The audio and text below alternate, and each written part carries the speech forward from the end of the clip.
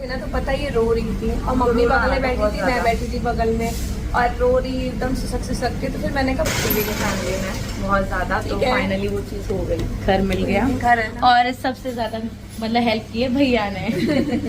Hey guys, welcome back to my channel. कैसे हैं आप सब? उम्मीद करती हूँ आप सब अपने घरों में सब बढ़िया होंगे। आज हम बात करेंगे सपना के बारे में, यानी कि स्नैपी गर्ल्स के बारे में। जब से सपना ने अपने ससुराल वालों को और अपने पहले पति सूरज को एक्सपोज किया है, उसके बाद से सपना को उसके ससुराल वालों ने घर से निकाल दिया था, या फिर यूं कहो कि सपना ने वो घर छोड़ दिया था और अपनी दोनों बेटियों को लेकर वो उस घर से बाहर निकल गई थी। सपना को लेने हालांकि उसके मम्मी और उसके भाई गए थे। इस रिगार्डिंग भी सपना की मम्मी का एक वीडियो है जिसमें सपना की मम्मी बता रही है कि जब तक वो पहुंचे थे तब तक अंशु जा चुकी थी। तो सपना के ससुराल वालों ने सबसे पहले तो अंशु को निकाला ताकि सपना फिर उस घर में रह ही ना पाए। इसके साथ ही सपना की मम्मी ने ये भी बताया कि उन्होंने एक बार भी रोकने की कोशिश नहीं की, यानी कि जब सपना के सास ससुर है उन्होंने एक बार कहा तक नहीं कि बेटी रुक जा, मत जा। साथ देंगी, पर मम्मी ने भी बहुत अच्छा काम किया है। और मतलब मेरी हिम्मत, हाँ मेरी टूट गई थी, होप टूट गई थी कि नहीं मिल पाएगा जैसा हम चाह रहे हैं। तो सपना की मम्मी ने ये भी बताया कि सपना इतने दिनों से इतना कुछ सहन कर रही थी, लेकिन इसके बारे में उन्हें कोई भनक नहीं थी।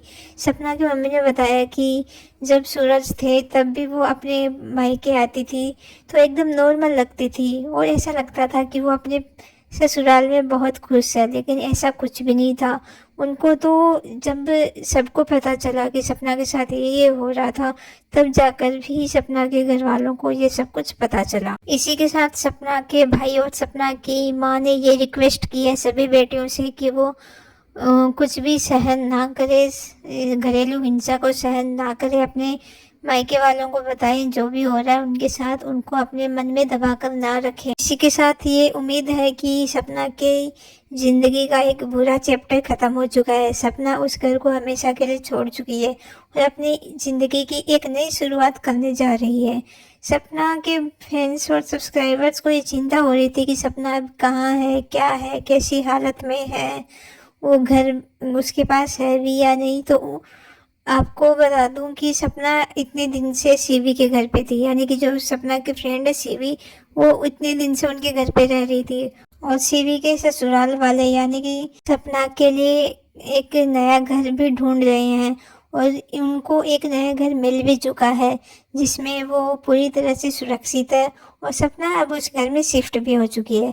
उसने पूरे अच्छे से रीति रिवाज करके नए घर में प्रवेश किया है। हमारी भगवान से यही प्रार्थना है कि वो अपना खुद का भी एक नया घर हो उसका। देखिए जो भी है सीवी ही काम आई उसके, कि उसके मायके वाले भी काम आए ही हैं। उन्होंने भी पूरा सपोर्ट किया है सपना को। सपना की माँ अभी तक सपना के साथ रुकी हुई है, लेकिन सलाम है ऐसी दोस्ती को, हेड्स ऑफ सीवी, बहुत अच्छा काम किया है। वहीं कुछ लोगों का ये भी कहना है कि सपना केवल अपनी तरफ की स्टोरी बता रही है। सपना के सास ससुर के पास कोई प्लेटफॉर्म नहीं है अपनी तरफ की बात रखने के लिए भी, तो हमें उनकी साइड की स्टोरी का नहीं पता है। तो सपना ने आधी अधूरी बातें बताई हैं, तो उनके लिए मैं यही कहना चाहूँगी कि वो चाहें तो वो भी सोशल मीडिया पर अपनी बातें रख सकते हैं। वो कोई बड़ी बात नहीं होती, सोशल मीडिया पे अपनी बातें रखना बहुत आसान होता है ये सब। यदि वो सच्चे होते तो वो अपनी तरफ की बातें रख सकते थे। जो उनको भड़का रहा है वो ये सब काम भी तो करवा सकता था उनसे। और सपना को यदि ये बातें छुपानी होती तो वो रिकॉर्डिंग में से खुद की आवाज़ को म्यूट कर सकती थी, लेकिन सपना को जेन्युइनली गुस्सा आया था उस चीज़ पे, ज्वेलरी वाली बात पे, तो फिर भी उसने उस चीज़ को ट्रिम नहीं किया। यदि वो झूठ आधी अधूरी बातें बताती होती तो बहुत सारी चीज़ें एडिट करके कर सकती थी, लेकिन सपना ने सब कुछ सच सच बताया है। वहीं कुछ लोगों का ये भी कहना है कि सपना की सास की तबीयत ठीक नहीं है, सपना को ऐसी हालत में उनको छोड़ कर नहीं जाना चाहिए था। तो सपना को नहीं जाना चाहिए था, लेकिन सपना के साथ आप कुछ भी करो, वो लड़की इतने सालों तक चुप थी, कभी कुछ शिकायत नहीं की, कभी अपने घर वालों तक को नहीं बताया कि उसके साथ क्या क्या हो रहा था। वो कब तक सहन करती। वो चाहते तो सपना को रोक सकते थे, अपनी पोतियों को रोक सकते थे, लेकिन उनको कोई अटैचमेंट ही नहीं है। सपना तो अपने सास ससुर का बेटा बन के उनका ध्यान रखने के लिए तैयार थी, लेकिन उनके सास ससुर ही नहीं चाहते कि सपना उस घर में रहे। रुको बेटा, वो एक नजर वाला सामने से उधर को बैठता, इसमें सारी चीजें मिक्स हैं, तो उससे क्या एकदम शुद्धता हो जाएगी। पानी थोड़ा पानी। अब सपना ने अपना अलग घर ले लिया है किराए से।